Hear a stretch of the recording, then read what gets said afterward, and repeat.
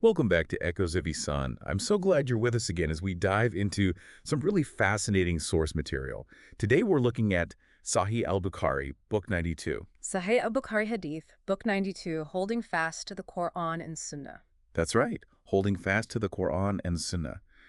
And, It's a good one. yeah, and, Sahih al-Bukhari, for those who might not know, it's considered one of the most authentic collections of the sayings and actions of the Prophet Muhammad. Mm-hmm.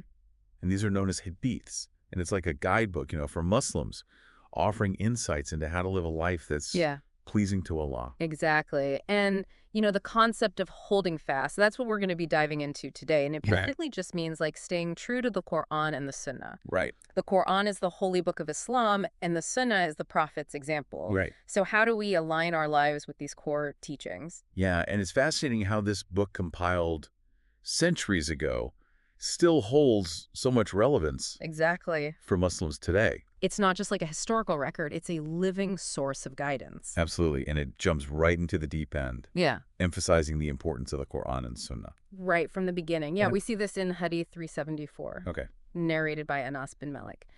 It takes us back to like a pivotal moment right after the Prophet Muhammad passed away.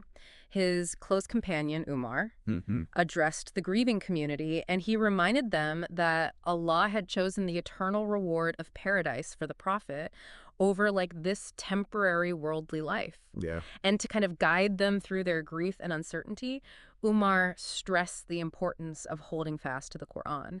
He urged everybody to seek guidance from it, just as the Prophet did during his lifetime. Wow, think about that context. The Muslim community had just lost their beloved prophet, Yeah. their leader, their guide. It must have been a tremendously difficult time. Exactly. And in that moment of vulnerability, Right. Umar's message was clear. Yeah. Turn to the Quran. It's like he was saying, don't lose hope. We still have this divine guidance to light our way. It's like a compass helping you navigate through the storms of life. Precisely. Yeah. And this emphasis on the Quran and the Sunnah as the ultimate sources of guidance is reinforced throughout the book. Take Hadith 382, for example, narrated by Abdullah. Right. This hadith describes the Quran as the most eloquent speech and the Prophet's way as the best path. It's a beautiful reminder that following these teachings is the key to staying on the right course. It's interesting how it specifically mentions staying on the right course, almost like there are wrong turns Right, you can yeah. take. Yeah, the hadith also explicitly condemns heresies, emphasizing the danger of straying from the authentic teachings of Islam. It highlights the importance of seeking knowledge from credible sources and staying true to the core principles. So it's not just about blindly following any path that claims to be Islamic, but about discerning the authentic teachings from those that might lead you astray. Exactly. Right. It's about being discerning, critical, and ensuring that your understanding is rooted in the Quran and the authentic Sunnah of the Prophet. And speaking of authenticity, there's this intriguing story in Hadith 373, Yes. narrated by Tariq bin Shihab, that really highlights the depth of knowledge and understanding of the Quran that the early Muslims possessed. It involves Umar, who, as we've seen, was a strong advocate for following the Quran. Yes, the story of Umar and the Jewish man. Yeah. It unfolds during a conversation between Umar and a Jewish man. Okay. The Jewish man points to a specific verse in the Quran, Okay. verse 5.3, which talks about the completion of Allah's favor upon the believers. Okay. He remarks to Umar, if this verse had been revealed to the Jews, we would have celebrated that day as a festival. Wait, so a Jewish man is praising a verse from the Quran?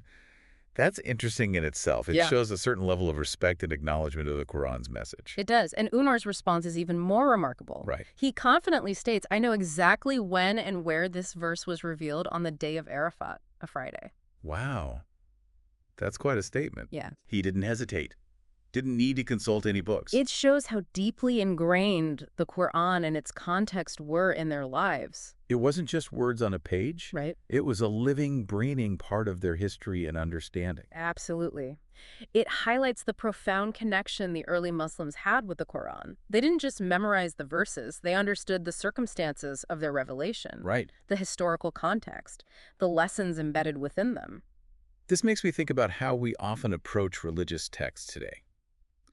Do we really delve into the context, the nuances, the historical background?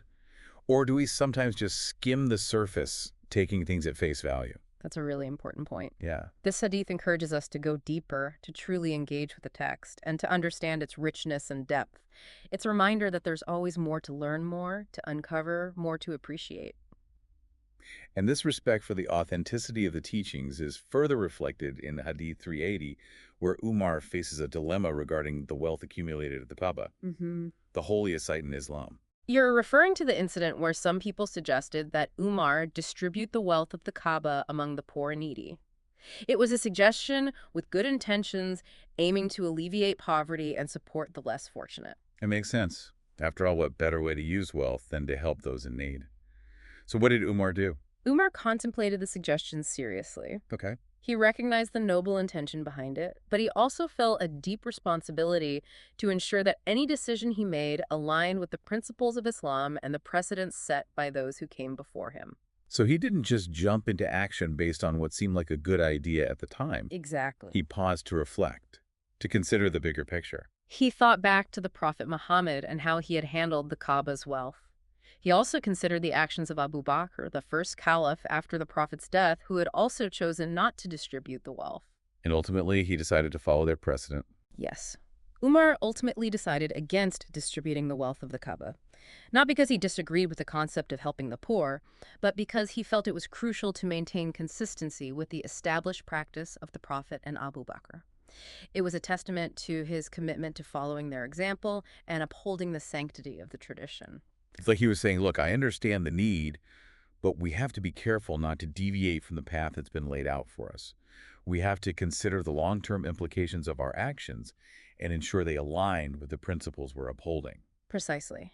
It's about recognizing that leadership comes with the responsibility of preserving the integrity of the teachings and ensuring that decisions are made not on personal whims, but on well-established precedents. That's a powerful lesson, especially for those in positions of authority. It's a reminder that sometimes the best course of action is to stay the course, to respect the wisdom of those who came before you.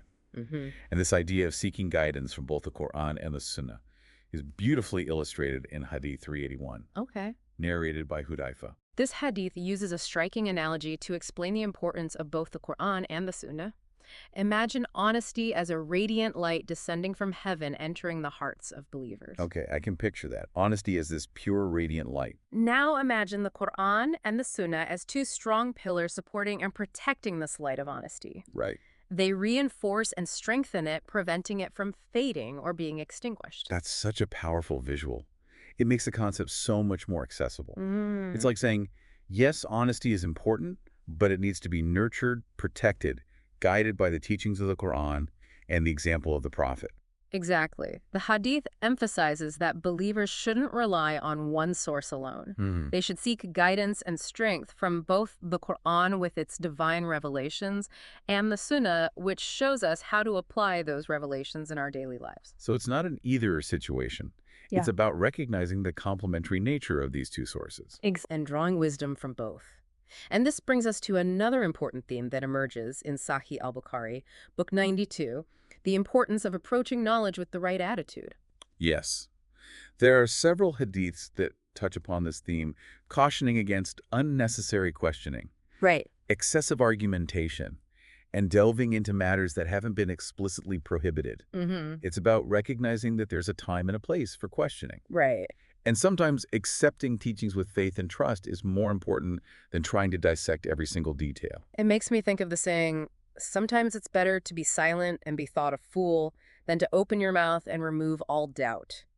Not that we should be silent about our faith, but that there's a wisdom in knowing when to speak, when to question, and when to simply accept. That's a great analogy. It highlights the importance of humility and recognizing that our human understanding is limited. We don't have all the answers, and that's okay. So it's not about shutting down curiosity altogether, but about channeling it in a way that's constructive and beneficial. Precisely.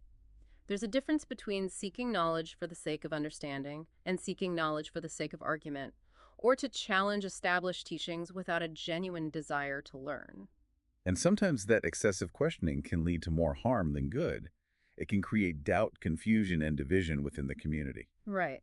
It's about recognizing that the essence of faith often lies in acceptance, in trusting the divine wisdom behind the teachings. For instance, there's Hadith 391 and Hadith 394, both narrated by Abu Huraira.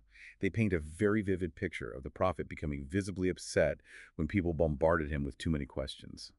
It underscores the idea that sometimes it's more important to focus on the core message, on internalizing the teachings, rather than getting bogged down in trivial matters or trying to find loopholes. It's like focusing on the forest, not just the individual trees. It's about grasping the big picture, the essence of the teachings, rather than getting lost in the minutia. Right. And this isn't to say that all questions are bad. But there's a difference between seeking clarification and seeking to challenge or undermine. Yeah. And then there's Hadith 392, narrated by Sa'd bin Abi Waqqas, which tackles a really interesting point. This hadith warns against the sinfulness of asking about things that haven't been explicitly prohibited in the Qur'an or the Sunnah. It's a very subtle point, but it speaks to the potential consequences of unnecessary prying and speculation. Wait, so you're saying that even asking about something that's not forbidden can be problematic? How so? Well, the hadith suggests that by asking about such matters, you might inadvertently draw attention to them, potentially leading others to view them as questionable or even forbidden. Right. It's like stirring up unnecessary controversy and potentially leading people astray. I see. So it's about being mindful of the impact of our words and recognizing that sometimes silence is golden. It's a reminder to be cautious about opening doors that might be better left closed. Exactly. It's about recognizing that sometimes the best way to uphold the integrity of the teachings is to focus on what has been clearly stated and to avoid unnecessary speculation or interpretation.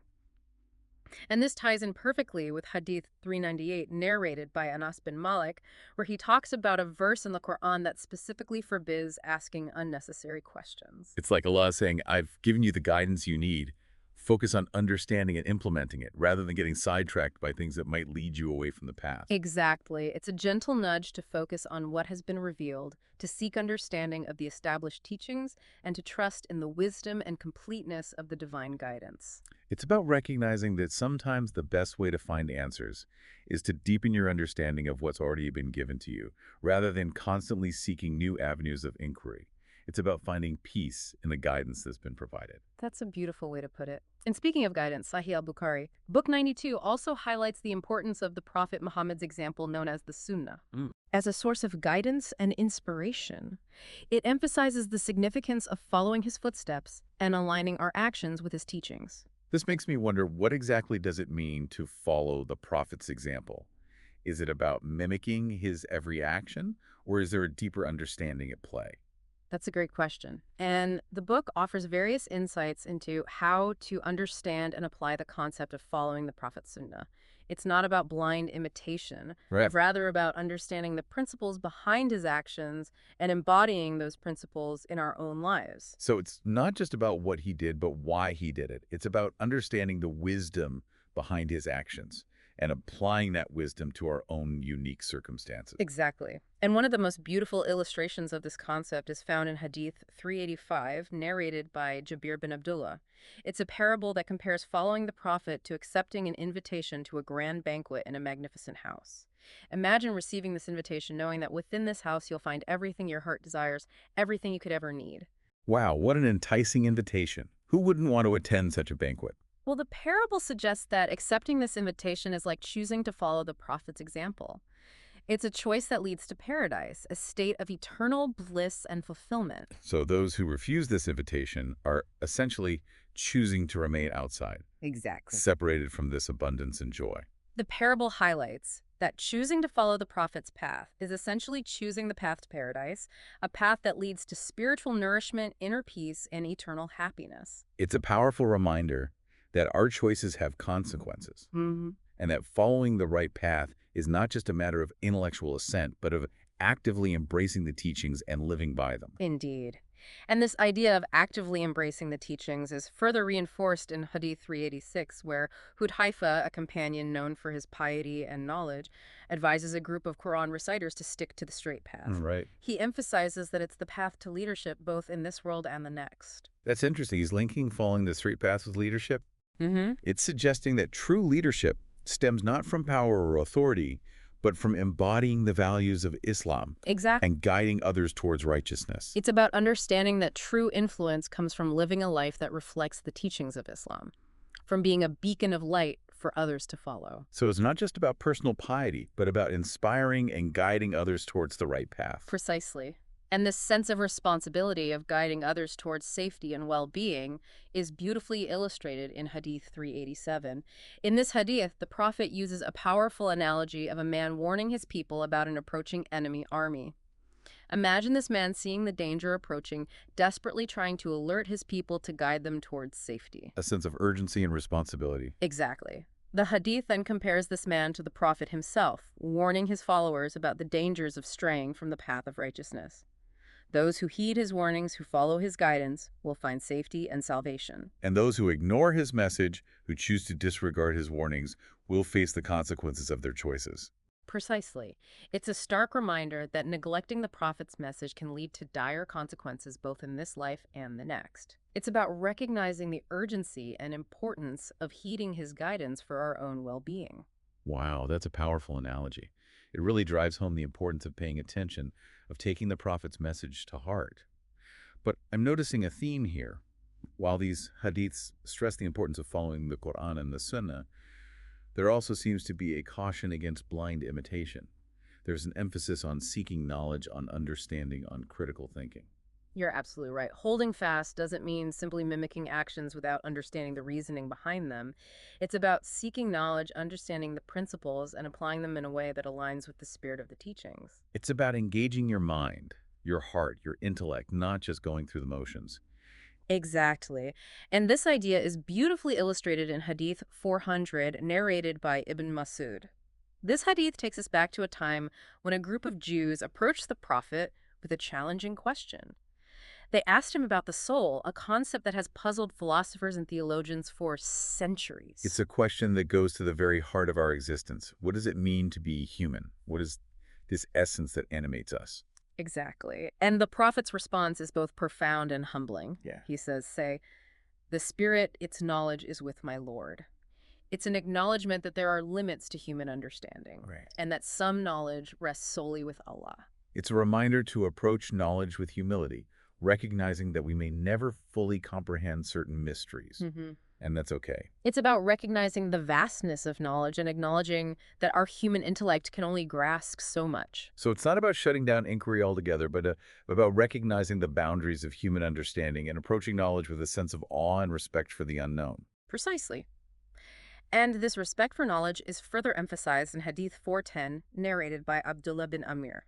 In this hadith, the Prophet warns about the loss of knowledge, with the death of scholars leading to ignorant people giving misleading verdicts. So it's not just about acquiring knowledge. It's about preserving it, Right. transmitting it accurately, ensuring that it continues to guide future generations. Exactly.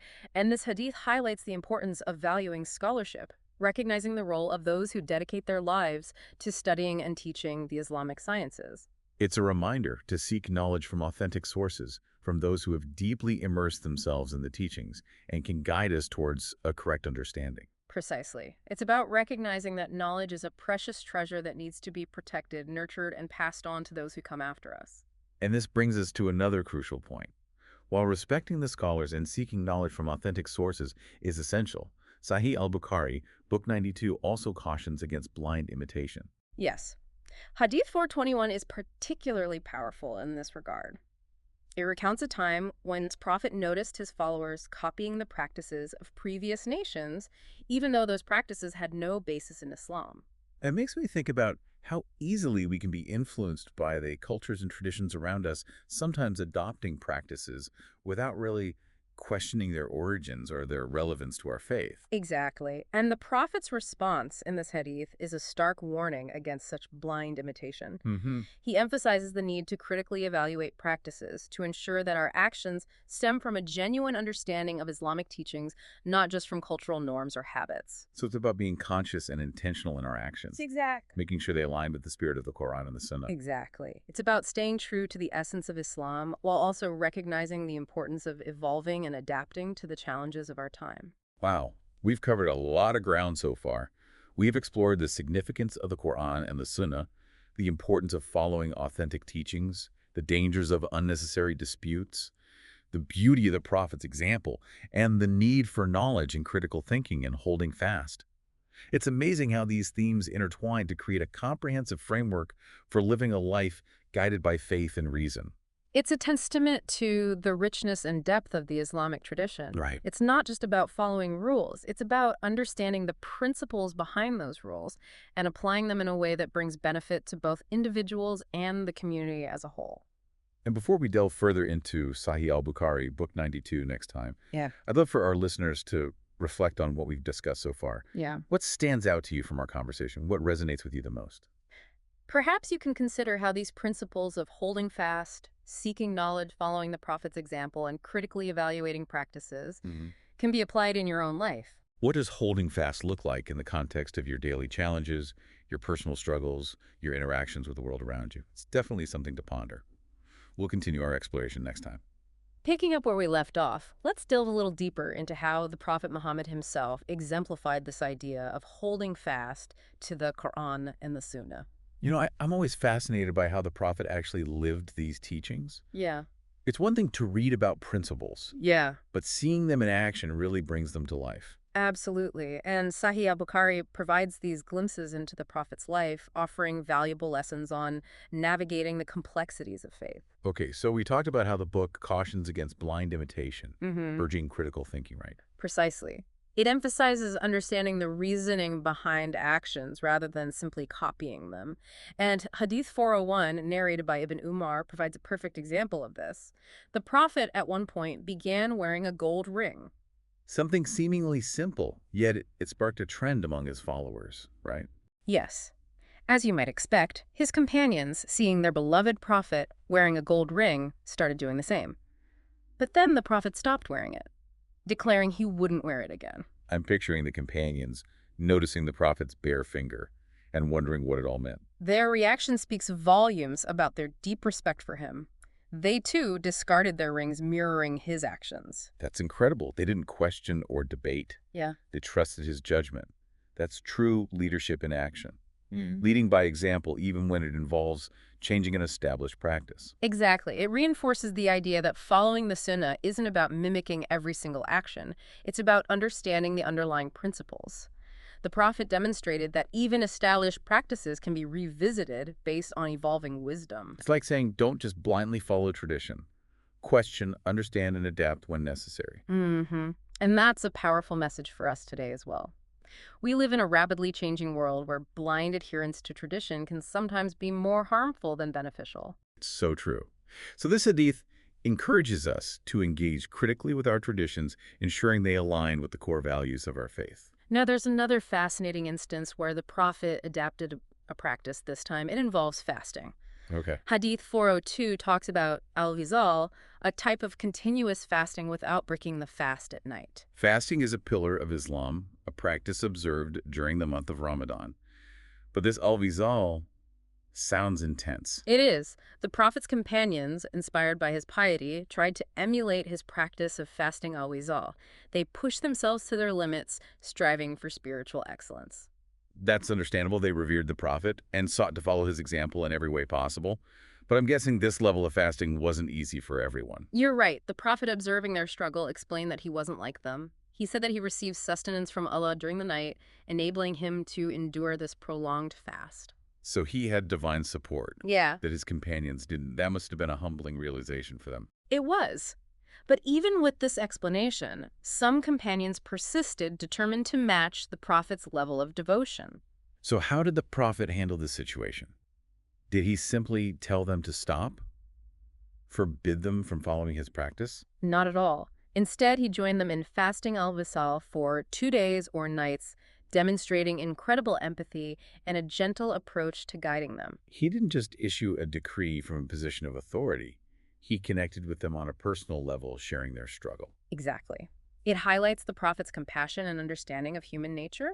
And then when the crescent moon appeared, signifying the end of the month and the start of Eid, the Prophet remarked that he would have continued fasting with them had the moon been delayed. That's fascinating. It almost sounds like a lighthearted challenge. Yeah. A way of showing them, look, I can keep going, but it's not necessary for you to push yourselves beyond your limits. It's a beautiful blend of firmness and gentleness. He acknowledged their sincere desire to emulate him, but also emphasized the importance of moderation and recognizing individual capacities. Such a valuable lesson. It reminds us that following the Prophet's example isn't about blindly pushing ourselves to extremes, but understanding our own limits and focusing on sincere devotion within those limits. Now, shifting gears a bit, there's this story about Ali, Okay. the Prophet's cousin and son-in-law, Mm-hmm. which really stands out. It's a glimpse into the early days of Islam and how the community grappled with establishing order and justice. I'm all ears. Ali was a prominent figure in early Islam, known for his wisdom and courage. What story are you referring to? Hadith 403. It describes a dramatic scene, Ali standing on a brick pulpit, holding a sword with a scroll hanging from it, addresses the people. Wow, that's an image that captures your attention. A sword, a scroll, the pulpit. It sounds almost theatrical. It does, and the message he delivers is equally powerful. He declares that the community has only two sources of guidance, the Qur'an and the contents of that scroll. Two sources of guidance. The Quran is a scroll. What did this scroll contain? It contained detailed rulings and pronouncements made by the Prophet, Okay. covering various aspects of life. Like a legal document outlining specific laws and regulations. Exactly.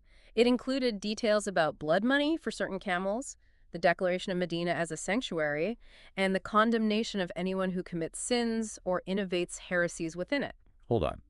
Medina was declared a sanctuary. What does that mean? It meant that Medina was designated as a protected zone, a place of peace and security where violence and transgression were strictly forbidden. So this wasn't just about personal safety. It was about establishing a community Right, where peace and justice prevailed. precisely. Cutting down its trees was forbidden, and anyone who disrupted this peace faced severe consequences, invoking the curse of Allah, the angels, and all people. Wow, that emphasizes the gravity of violating the sanctity of Medina.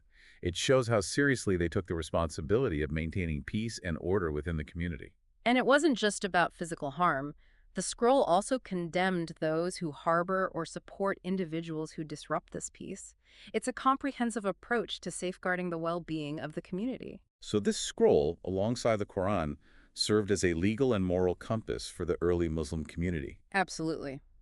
It demonstrates a commitment to preserving the Prophet's teachings and ensuring their implementation in all aspects of life, establishing a just and harmonious society. It's fascinating how these hadiths highlight the practical aspects of holding fast. It's not just about individual piety, Yeah. but about building a society that reflects those values. Exactly. And speaking of practical implementation, there's this Hadith 404, narrated by Aisha, Okay. which reveals an interesting dynamic between the Prophet and his companions. Tell me more about it. Yeah. Aisha was one of the Prophet's wives and a source of many valuable insights into his life and teachings. In this Hadith, Aisha observes people refraining from doing something that the Prophet himself did, even though it was religiously permissible. That's interesting. They were so careful not to overstep any boundaries, even when their actions were technically allowed. It speaks to their deep reverence for the Prophet. They might have thought, if the Prophet isn't doing it even though he could, maybe we shouldn't either. So how did the Prophet respond to this cautious approach? His response is quite telling. He said, "Why do some people refrain from doing something which I do? By Allah, I know Allah more than they." That's a powerful statement. Mm. It asserts his understanding of Allah's will and his position as the messenger delivering the divine message. It subtly reminds us that the Prophet's actions were not arbitrary. They were guided by divine inspiration. So while respecting individual choices, it emphasizes the importance of trusting the Prophet's judgment and example. So it's not about blindly following every single action, but recognizing that his choices stem from a deeper understanding of Allah's will. Now we can't talk about holding fast without acknowledging the human element, right? Even the closest companions of the Prophet faced moments of disagreement and had to navigate those situations carefully. Of course, conflict is a part of human nature. But how we handle disagreements, especially in matters of faith, can either strengthen or weaken the community. Exactly. And Hadith 405 offers a glimpse into such a situation. It involves Abu Bakr and Umar, two of the most prominent companions of the Prophet. Both known for their piety and dedication to Islam. I'm curious to hear what caused a disagreement between them. They had a difference of opinion regarding who should be appointed as a chief for the Bani Tamim tribe, and their voices were raised in the presence of the Prophet. Oh, that's interesting. It's a reminder that disagreements are inevitable even among the most righteous. But how we handle them, especially in matters of faith, is crucial. Right.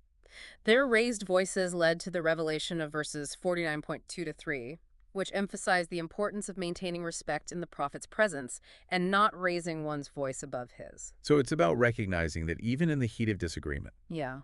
there are certain boundaries that shouldn't be crossed, especially when it comes to respecting those in positions of authority. Precisely.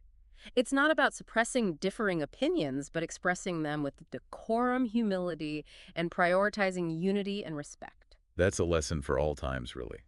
Disagreements are inevitable, but how we approach them can make all the difference. Now let's talk about a topic that often causes confusion and debate: inheritance. Yes. Inheritance laws can be complex, and navigating them often requires careful consideration of religious and legal principles. Exactly. And Hadith 408 delves into a dispute regarding the Prophet's property, Okay. a situation that could have easily led to division within the community. Intriguing. Who are the parties involved in this dispute? It was between Ali and Abbas, Yeah. both close relatives of the Prophet. They approached Umar the Caliph at the time, seeking a judgment on how the Prophet's property should be handled. So they turned to Umar, the leader of the community, to resolve this potentially sensitive issue. Yes. Umar, known for his wisdom and adherence to the Prophet's teachings, delivered a powerful and reasoned response. I'm eager to hear how he approached this situation. It must have required a delicate balance of respecting family ties Yeah. while upholding the principles of Islamic law. Umar grounded his judgment firmly in the Qur'an and the Prophet's established practices. He reminded them of a hadith where the Prophet explicitly stated that his personal property was not to be inherited, Okay. but rather given in charity. So the Prophet's possessions were not to be treated as ordinary inheritance. This sets a unique precedent, doesn't it? It does. Umar then cited verse 59.6, highlighting that some wealth bestowed upon the Prophet was specifically meant for him to distribute as he saw fit during his lifetime. So there was a distinction between personal property and wealth designated for charitable purposes. This adds another layer of complexity to the issue. Indeed. Umar meticulously traced the management of the Prophet's property from the Prophet himself to Abu Bakr and finally to his own caliphate. He emphasized that he, like his predecessors, had managed the property in the exact same way, using it for the benefit of the community. It's like a masterclass in Islamic jurisprudence. He demonstrated the importance of consistency and continuity in upholding the Prophet's teachings. Exactly. And he didn't stop there. He challenged both Ali and Abbas, reminding them that they had initially agreed to manage the property according to this established practice. He asserted that he wouldn't deviate from this practice not until the Day of Judgment. That's a bold stance. It shows his unwavering commitment to upholding the principles of Islam, even when dealing with prominent figures within the community. It highlights his fairness and willingness to be held accountable for his own actions, ensuring that his decisions aligned with the established precedent. So Umar's judgment wasn't just about resolving a specific dispute. It was a powerful reaffirmation of the principle of adhering to the Qur'an and the Sunnah, even in complex matters like inheritance. Absolutely. It set a clear example for the community, demonstrating the importance of seeking guidance from established teachings rather than personal opinions or desires. And this episode is really highlighting how holding fast goes beyond individual actions.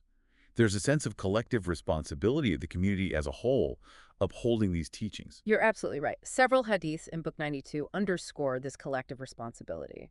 Take Hadith 409, for instance. It talks about Medina being a sanctuary, but it goes beyond simply declaring it a protected zone. It calls on the community to actively participate in maintaining its sanctity. Right. It's not just about refraining from harming others, Yeah. but also refusing to shelter or support those who disrupt the peace. It's like saying we're all in this together. We're all responsible for protecting the well-being of our community. Exactly. It's a shared responsibility to uphold the values of peace, justice, and security within the community. Each member plays a role in safeguarding its sanctity. This reminds me of another Hadith 424a, where the Prophet uses a powerful image to describe Medina. He compares it to a pair of bellows expelling impurities while brightening and clearing its good. That's such a vivid analogy. It beautifully captures the idea that a community thrives when it actively strives to purge negativity and corruption while nurturing and preserving what is good and beneficial. It suggests that maintaining a righteous and flourishing community requires constant effort, vigilance, and a collective commitment to upholding shared values. Precisely. It's like the bellows constantly working to maintain the fire's purity, ensuring that the flames burn bright and strong. It's a beautiful reminder that building a just and harmonious society is an ongoing process. It requires the active participation of every member. And speaking of active participation, let's talk about the crucial role of knowledge and scholarship in safeguarding the integrity of Islamic teachings. We touched upon this earlier with the Hadith about the loss of knowledge with the death of scholars, but it's more than just acquiring knowledge, right? It's about understanding it deeply and transmitting it accurately. Absolutely. And Hadith 411 beautifully illustrates this point. It tells the story of Sa'd bin Hunayf, a companion of the Prophet who witnessed the Battle of Siffin, a conflict within the Muslim community. Oh, wow. A conflict within the community. That must have been a challenging time, testing their unity and commitment to the teachings. It was. Reflecting on this experience, Saul urges people to be cautious about their own opinions in matters of religion. He acknowledges that personal biases can sometimes cloud our judgment. He admits that he himself would have disobeyed the Prophet if he had the power to do so. It's a humbling reminder that our individual perspectives can be flawed, and that true guidance often lies in submitting to a higher authority. Exactly. He recounts how the Prophet's guidance ultimately led them to victory and peace, emphasizing the importance of trusting in the wisdom of those who possess deeper knowledge and understanding. So it's about recognizing that we don't always have all the answers, Yeah. and that true guidance often comes from those who have dedicated their lives to studying and understanding the teachings. Precisely. And this humility in the face of knowledge is further emphasized in Hadith 412, where Jabir bin Abdullah approaches the Prophet with a question about how to distribute his wealth. It's interesting how he seeks guidance from the Prophet on such a personal matter. It shows the trust and respect they had for his wisdom. Yes. And the Prophet's response is quite telling. He doesn't answer him right away. He waits for the revelation of the verses detailing inheritance laws. So he didn't rely on his own understanding or personal opinions, even though he was the Prophet. He waited for divine guidance. Exactly. It demonstrates the importance of seeking guidance from Allah's revelations and acknowledging that even the Prophet himself deferred to divine inspiration in certain matters. It emphasizes that Islamic rulings are not based on personal whims or interpretations, but on the word of Allah. Wow. This episode is proving to be a treasure trove of insights. It's amazing how these seemingly simple stories offer such profound lessons. It's a testament to the depth and richness of the Islamic tradition. Each hadith offers a glimpse into the wisdom and guidance that can illuminate our lives. But this is just the tip of the iceberg, right? We still have more to uncover from Sahih Bukhari, Book 92. Indeed. We'll continue our deep dive in the next part, exploring how these principles manifest in various other situations and scenarios. Until then, dear listeners, we encourage you to reflect on what we've discussed today. Perhaps consider a time when you had to navigate a disagreement or reconcile your personal opinions with established teachings. How did you approach that situation? What lessons did you learn? Remember, the journey of seeking knowledge and understanding is a lifelong pursuit. Yeah. We look forward to continuing this exploration with you in the next part of our deep dive. And we're back for our final part of this deep dive. It's amazing how much is packed into just this one book of Sahih al-Bukhari. It really is, and it's not just quantity, it's quality. Each hadith we've looked at offers these profound insights into the essence of Islam. I think one thing that really stands out to me is the emphasis on the community. Like, it's not just about individual practice, it's about how these teachings shape a just and flourishing society. Yeah, you're absolutely right. And that collective responsibility, it unfolds beautifully in Hadith 413, narrated by Abu Said. Remember Abu Said? Oh yeah, he was one of the companions, known for his piety and knowledge. Exactly. Yeah. So this hadith describes a time when a woman approached the Prophet with a request. She realized that men often benefited more from his teachings because they were always at the mosque. Yeah, makes sense. Back then, men had more access to those public spaces. Right. So this woman, aware of this difference, asked the Prophet to dedicate a specific day for women to learn. Wow, that's bold. But it also shows how much she valued knowledge. Exactly. It speaks to her courage and understanding of her rights as a Muslim woman. So the Prophet, he agrees, and instructs them to gather on a certain day. He didn't hesitate. Nope. He went to them and taught them about Islam, emphasizing how important knowledge is for everyone, men and women. I love that. It sets such an important precedent, making sure everyone has that opportunity. It reminds us that seeking knowledge is a responsibility for all Muslims, no matter who they are. Okay, so this next hadith, Hadith 414, it's one that's always stuck with me. Which one? The one where the Prophet talks about his followers remaining victorious until the hour comes. That's it. It feels almost like a prophecy. It's a powerful statement, that's for sure. And, over the centuries, it's been interpreted in different ways. So some people see it as like a prediction about Muslims dominating the world. Right, like the political or military power. But others have a different understanding. They say it's not about worldly dominance, but the enduring strength of the Muslim community. Okay, so their commitment to the Qur'an and the Sunnah, that's the real victory. Exactly. It highlights that holding fast to these teachings, that's what ultimately leads to success in this life and the next. It shifts the focus to something much deeper. And this idea is echoed in Hadith 415, narrated by Humayd.